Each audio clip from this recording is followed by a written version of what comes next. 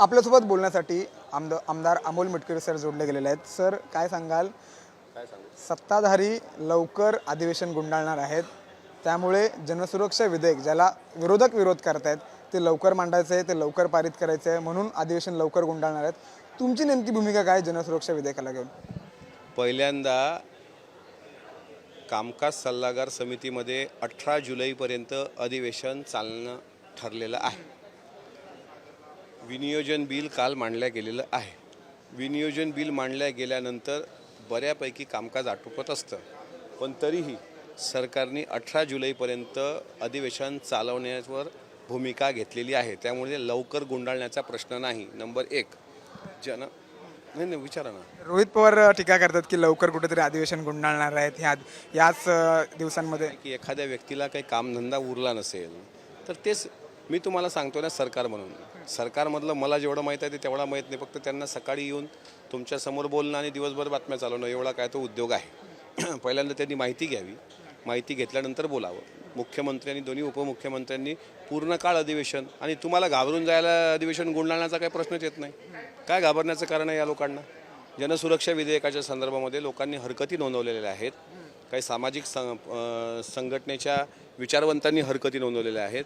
जर जनसुरक्षा विधेयकामध्ये सर्वसामान्य नागरिकांच्या अधिकारावर टाच येत असेल किंवा सर्वसामान्य नागरिकांना सरकारविरुद्ध बोलल्यानंतर आरोपीच्या पिंजऱ्यात उभं करून जर आरोपी म्हणून साजरं केलं जात असेल आणि असं जर त्या विधेयकात असेल, तर अजूनही राष्ट्रवादी काँग्रेस पक्ष, भारतीय जनता पार्टी, शिवसेना हे एकत्र जरी असले तरी आमची भूमिका मांडायला आम्हाला काही अधिकार नाही आहेत का? आम्ही ती भूमिका मांडू। त्याचे पहिल्यांदा ते वाचू तर द्यात, अगोदर त्यात काय आहे, त्यातले धोके काय, फायदे काय, चर्चा होऊ द्या। त्याच्यानंतर जनसुरक्षा विधेयक विरोधकांच्याही हरकती वाचून स्वीकारून नंतर अंतिम निर्णयाकरता मुख्यमंत्र्यांकडे जाईल, ते मांडल्या जाईल, खालच्या सभागृहात वरच्या सभागृहात मांडल्या जाईल आणि नंतर मग त्याच्यावर इम्प्लिमेंट होईल। आता isakal.com आहे देशातील नंबर 1 ची मराठी न्यूज वेबसाईट। प्रत्येक अपडेटसाठी isakal.com ला नक्की भेट द्या। म्हणजे जर का विरोधामध्ये मतं आली विधेयकाच्या, तर मग राष्ट्रवादी पक्ष विरोधात भूमिका मांडणार? पहिल्यांदा महायुतीची भूमिका ठरलेली आहे की आम्ही जनसुरक्षा विधेयक बिल आणणार। त्या जनसुरक्षा विधेयक बिलात काय आहे आणि आमच्या पार्टीची लाईन काय आहे हे विचारात घेतल्यानंतरच आम्ही त्यावर बोलू। चुकीचं असेल तर विरोध म्हणत नाही, पण काही दुरुस्ती करायची असेल तर आम्ही दुरुस्ती सुचवू।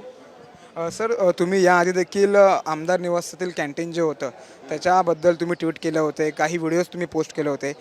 काल संजय गायकवाड शिवसेनेचे आमदार आहेत, त्यांचं देखील एक प्रकरण वरती आलं। मात्र त्यांनी जी मारहाण केलेली आहे ते कुठेतरी तुम्हाला योग्य वाटतं का? कारण जर का काही चुकीचं घडत असेल तर त्याला कायदा आहे, त्याला प्रत्येक गोष्टी आहे, तरतूद आहे कायद्यामध्ये। मात्र एका आमदारांनी अशी मारहाण करणं आणि त्याचे व्हिडिओ प्रसारमाध्यमावरती, समाज माध्यमावरती व्हायरल होणं कसं वाटतं तुम्हाला नेमकं? माझं मत सांगू, एखादा व्यक्ती मला घरी बोलवून जर विषारी अन्न खाऊ घालत असेल त्याला मी गोंजारू का? असं त्याच्या कानफळातच देणार ना। संजय गायकवाडांनी रीतसर तक्रार करायला पाहिजे होती का? तर हो।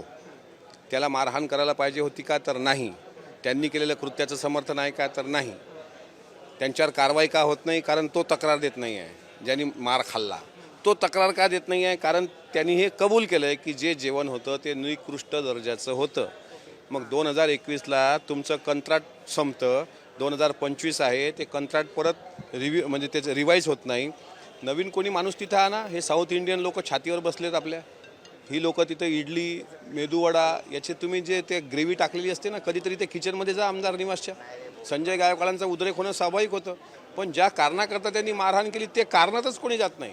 तुम्ही काय करता पत्रकार मंडळी की एकदम संजय गायकवाडांनी गुंडागर्दी, संजय गायकवाडांनी मारहाण केली। अरे पण संजय गायकवाडांनी कोण्या कारणासाठी मारहाण केली? सर्व आमदारांच्या भल्यासाठीच केली ना। आणि जी लोक तोंडसुख घेत आहेत ना त्यांनी एकदा आमदार निवासमध्ये जेवावं। मला सांगा, विरोधी पक्षात कोण बोललं काल हे सगळ्यात पुढे येऊन की संजय गायकवाड? मला एखादं नाव सांगा ना। नाना पटोले साहेब बोलले का वडेट्टीवार साहेब बोलले? मी सांगतो, वडेट्टीवार साहेब, नाना पटोले साहेब किंवा विरोधी पक्षातले सगळे हे कधीतरी तुम्हाला आमदार निवासच्या कॅन्टीनमध्ये जेवताना दिसले? यांनी जावं, तिथं चव घ्यावी, जेवावं आणि नंतर ठरवावं कोण गुंडागर्दी। आता मला सांगा, तो विटलेलं वरण खाऊ घालतोय तिथे, सडलेला भात। अहो आत अर्धा किलोची उंदरं फिरतात हो तिथं. टॉयलेटमध्ये कब्बशा धुण्याचा व्हिडिओ मी स्वतः टाकला होता. मग एवढं सगळं असून देखील एकाच व्यक्तीला इतके वर्ष कंत्राट दिलं जात आहे. काय नेमकं कोणाचा साठलोटा आहे, कोणाचा वरदहस्त आहे त्या कंत्राटदाराला? ते शोधलं पाहिजे. 2021ला कंत्राट संपलंय, पण आता वरद हस्त म्हटल्यापेक्षा आता तुम्हाला जर मी कंत्राट दिलं तर तुम्ही काय क्वालिटी देतं हे मला नाही ना माहीत. ते तुमचं जबाबदारी आहे. आता याच्यामध्ये तुम्हाला कंत्राट दिलं ही माझी चूक झाली आहे का? ठीक आहे, कंत्राटाचे एक नियम असतात. ते टेंडर निघतं, ते पब्लिश करावं लागतं, त्यात वेगवेगळ्या एजन्सी आपल्या कंपनीला त्यात उतरवतं आणि त्याच्यामध्ये बिलोमध्ये जर टेंडर जात असेल तर ते टेंडर त्या कंपनीला दिलं जातं. अबावमध्ये गेलं तर मग तुमची क्वालिटी नाही आहे, पण बिलोमध्ये जाऊन सुद्धा क्वालिटी नसते. आता हे टेंडर कसं दिलं, कोण्या पद्धतीने दिलं हा भाग वेगळा आहे. पण आता प्रश्न असा आहे की 2021ला जर टेंडर संपलं असेल तर नवीन टेंडर रिवाईज करा आणि ह्या टेंडरचा पूर्ण अधिकार हा मराठी माणसाला द्या, मराठी बचत गटाला. महाराष्ट्रामध्ये असे अनेक जिल्हे आहेत की ज्यांनी उमेदनी त्यांचा गौरव केला महिला बचत गटाचा. असं द्या ना, त्या गोरगरीब महिलेला जर लाखो करोड रुपयाचं कंत्राट भेटत असेल तर आपल्या लाडक्या बहिणी आणखी चांगल्या पद्धतीने आर्थिक सक्षम होतील. बरं, आज गुरुपौर्णिमा आहे. शहापूरमध्ये एक धक्कादायक घटना घडलेली आहे. आज एक गुरुपौर्णिमा आहे. शहापूरमध्ये एक धक्कादायक घटना घडलेली आहे. ती सांगताही येऊ शकत नाही. मात्र एका अनेक विद्यार्थिनीचे काही कपडे उतरवून अशा काही तपासणी केली गेलेली आहे एका महिला मुख्याध्यापिकांनी. काय वाटतं नेमकं कुठे चाललंय नेमकं महाराष्ट्र? आता मुख्याध्यापिका महिला असो का पुरुष असो अशा प्रकारचं दुष्कृत्य करणं हे निंदनीय आहे. गुरुपौर्णिमेला आपल्या भारताची परंपरा आहे की जो आपल्याला शिकवतो, जो विद्यादान देतो तो आपल्याला आईवडिलांनंतर श्रेष्ठ असतो. आणि त्या मुख्याध्यापिका ह्या अर्थातच विद्यार्थ्यांच्या नजरेमध्ये आज तर त्या देवच होते. पण अशा प्रकारे जर रक्त दिसतं या शंकेवरून त्यांचे कपडे उतरवले गेले असतील तर हे बाब गंभीर आहे. या गंभीर बाबीची नक्की दखल घेतल्या जाईल आणि ज्या कोणी मुख्याध्यापिकेने हे केलं असेल त्याची रीतसर चौकशी करून तिच्यावर कठोर कारवाई सरकार करेल. शहापूरमध्ये देखील लहान मुलांच्या जे शालेय पोषण आहारामध्ये आळ्या आढळलेल्या आहेत धाराशिवला. तर काय नेमकं तुमच्याकडे, तुमच्याच पक्षाकडे ते खातं आहे? आता आमच्या पक्षाने म्हटलं का त्यात अळ्या टाका. ज्याला हे टेंडर दिलं जातं त्या नालायकांचं काम आहे किंवा जे कोणी असतील ते.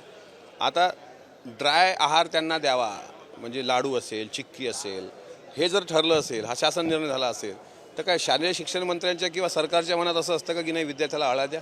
हे कोणतंच सरकार करणार नाही. त्यावरती अंकुश तरी सरकार ठेवू शकतं ना, कारण अशा घटना वारंवार घडतात. घडली ना, आता त्यावर गंभीरच दखल घेतल्या जाईल आणि अशा प्रकारे जे कोणी लोक सरकारचा मलिदा लाटतात, कंत्राटा घेतात, वशिल्यानं घेतात, यांना ब्लॅकलिस्टेड केलं जाईल. त्यांच्यावर आरोप जर सिद्ध झाले तर त्यांना कारवाईला सामोरं जावं लागेल. पण लहान मुलांच्या जीवाशी जसं खेळू नये हे चुकीचंच आहे, तसंच आमदारांच्या जीवाशी खेळणं सुद्धा चुकीचं आहे. बरं, शेवटचा एक महत्त्वाचा प्रश्न तुम्ही सत्ताधारी आमदारात म्हणून तुम्हाला विचारतोय. मुंबईमध्ये कर्नाक पूल होता, कर्नाक पूल मस्जिद बंदरजवळ, त्या पुलाचं आता उद्घाटन होत आहे. मात्र त्या पुलाला आता नवीन नाव देण्यात येतं आहे सिंदूर म्हणून. काय नेमकं सरकारला असं सिंदूर नाव द्यावं असं का वाटलं? विरोधक असं म्हणत आहेत की सरकार ठिकठिकाणी स्वतःचं कसं ब्रँडिंग करता येतं ते करतं आहे. मात्र जे आतंकवादी आले होते, जे मारून गेले भारतीयांना, ते मात्र भेटले नाही, त्यांचा काय ठिकाणा लागला नाही. मात्र सरकार आपलं ब्रँडिंग करायला कुठेही कमी पडत नाही. सिंदूर हे आपल्या संस्कृतीमध्ये, सिंधू संस्कृतीमध्ये सिंदूर या शब्दाला अनन्य महत्त्व आहे. ते आपल्या आईचं, बहिणीचं, पत्नीचं सौभाग्याचा अलंकार असते. पहलगामच्या हल्ल्यानंतर जे उत्तर पाकिस्तानला सरकारकडून द्यायचं होतं ते पाकिस्तानला सक्षम पद्धतीनं दिलं गेलं. आणखी त्यातले काही आरोपी असतील ते पण काय फासावर जातील, ते काय मोकाट सुटणार नाहीत. आता जर नाव दिलं असेल सिंदूर पुलाला तर बाकीच्यांच्या पोटात दुखण्याची काय गरज आहे? मग कोणतं नाव द्यावं ते सांगा. एखाद्याला वाटत असेल की चला लोकांच्या हृदयात ह्या स्मृती चिरकाल राहाव्या म्हणून सरकारने जर तो निर्णय घेतला असेल तर स्वागत केलं पाहिजे. आता विरोधकांना काहीतरी मुद्दे उकरून काढायला पाहिजेत ते करतात. अरे बाबा, शेतकऱ्यांवर लक्ष द्या, शेतकरी महत्त्वाचा आहे. या अधिवेशनात शेतकऱ्याचे मुद्दे मागं पडता कामा नये, बस एवढी अपेक्षा. त्या शेतकऱ्यांना घेऊन पुन्हा विरोधकच टीका करतात की कर्जमाफी नेमकी कधी होणार, योग्य वेळ यांची नेमकी कधी येणार? जेव्हा हजारो शेतकरी आत्महत्या करतील तेव्हा यांची योग्य वेळ येणार का, असे विरोधक टीका करतात. कर्जमाफी सरकार करू शकत नाहीये. एक बोट दुसऱ्याकडे दाखवताना 3 बोटं आपल्याकडे पण असतात. शेतकऱ्यांची कर्जमाफी करणार नाही असं सरकारनं कुठेही म्हटलेलं नाही. स्वतः उपमुख्यमंत्री अजितदादांनी आमच्या जिल्ह्याच्या DPCच्या आढाव्याच्या वेळेस पत्रकारांनी तुमच्यासारख्या प्रश्न विचारल्यानंतर सांगितलं होतं की कर्जमाफी आम्ही करणार नाही असं आम्ही कुठं बोललोच नाही. थोडा वेळ लागेल, पण शेतकऱ्याच्या बाजूने निर्णय होत आहेत. आता AI तंत्रज्ञान डेव्हलप केलं आहे, पीक विम्याच्या संदर्भात ठोस निर्णय घेतले आहेत. काल आमच्या अकोट APMC बाजार समितीचा मोठा भ्रष्टाचार मी काढल्यानंतर त्याच्यावर SIT सरकारने नेमली. सरकार म्हणून सरकार शेतकऱ्याच्या पाठीशी आहेच, पण अशा प्रकारे आता विरोधक कसं शेतकऱ्यांना कर्जमाफी कधी देणार, शिक्षकांचा वाढीव टप्पा कधी करणार. शिक्षकांचा वाढीव टप्पा याच सरकारने केला ना, तिसऱ्यांदा वाढीव टप्पा दिला आहे. काल शिक्षकांना भेटले, आता काही लोकांनी राजकारण केलं की तिथे जाऊन काही लोक मुक्कामी होते आणि दाखवत होते की शिक्षकांच्या प्रती आम्हाला काय कळवळ आहे म्हणून. पण माननीय मुख्यमंत्र्यांनी ज्यावेळेस वरिष्ठ सभागृहामध्ये याबाबत विस्तृत विवेचन केलं, त्यावेळेस एकालाही विरोधकाला उत्तर देता आलं नाही की हे कोणाच्या काळातलं पाप आहे हे बघा. पण आज सरकार म्हणून शिक्षकांच्या मागण्या असो, शेतकऱ्यांच्या मागण्या असो, ते चांगल्या पद्धतीने सोडवायला सक्षम आहे ना. कर्जमाफीबद्दल तुम्ही अजिबात काळजी करू नका. तुम्ही सुद्धा एक शेतकरी पुत्र आहात. नक्कीच कर्जमाफी सरकार लवकर करेल. खूप खूप धन्यवाद सामटेशी बातचीत केल्याबद्दल. कॅमेरामॅन अरविंद सह मी सुरोज मसूरकर, साम TV मुंबई. देश विदेशातील प्रत्येक घडामोडींचे लाईव्ह अपडेट मिळवण्यासाठी आता साम टीव्हीच्या सर्व सोशल मीडिया प्लॅटफॉर्मला लाईक, फॉलो आणि सबस्क्राईब करा. तसंच सर्व नोटिफिकेशनसाठी बेल आयकॉन प्रेस करायला विसरू नका.